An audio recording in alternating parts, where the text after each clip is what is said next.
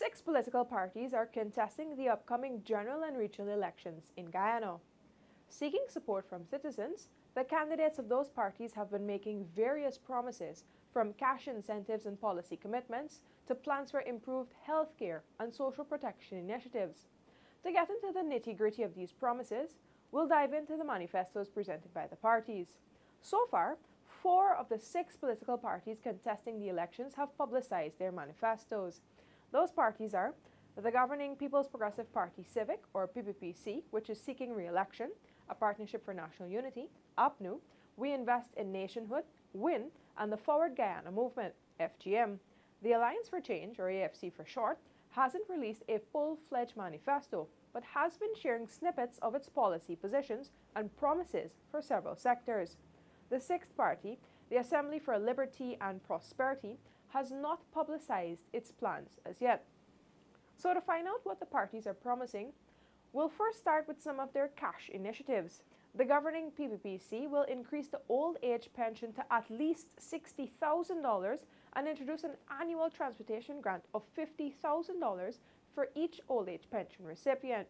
It will increase the public assistance to $40,000 monthly and increase the Because We Care cash grant for school children to $100,000 while introducing a new children's transportation grant of $100,000. The party has promised that these figures could increase as Guyana's revenue collections go up. Other cash grants will be given intermittently too.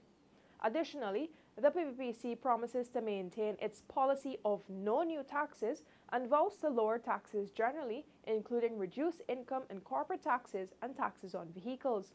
It also plans to conclude multi-year agreements with the unions to grant continued salary increases and improved benefits to employees.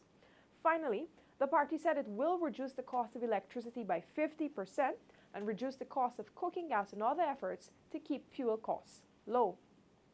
Now for APNU, the main opposition party.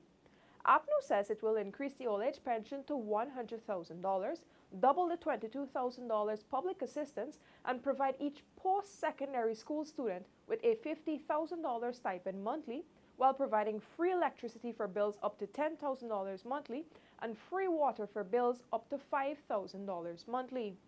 APNU also said it will increase the minimum wage for public servants to $200,000 monthly, with a promise of salary increases of up to 35% and pay a yearly cash transfer of $100,000 or more to each adult. Then there's WIN. WIN, like APNU, vows to increase the old age pension to $100,000. The party also promises to increase the public assistance to $50,000 and increase the public assistance for persons living with HIV and cancer to $30,000.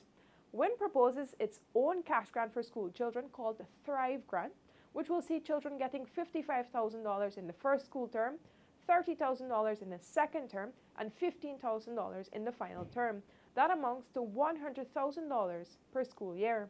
The party also promises to give a scaled salary increase of up to 50% for public servants. Again, the AFC hasn't released its full manifesto, but it promises several new measures. The party says it will introduce a new national pension fund for all public and private sector workers, guaranteeing a minimum pension of $100,000 for all citizens aged 65 years and older.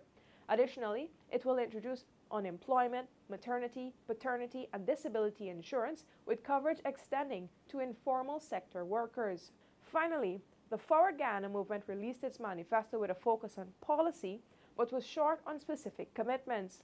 It promised to ensure that every Guyanese has the chance to earn a living wage and to reform the tax system to ensure fairness and equity so that everyone pays their fair share and public resources are used for the benefit of all.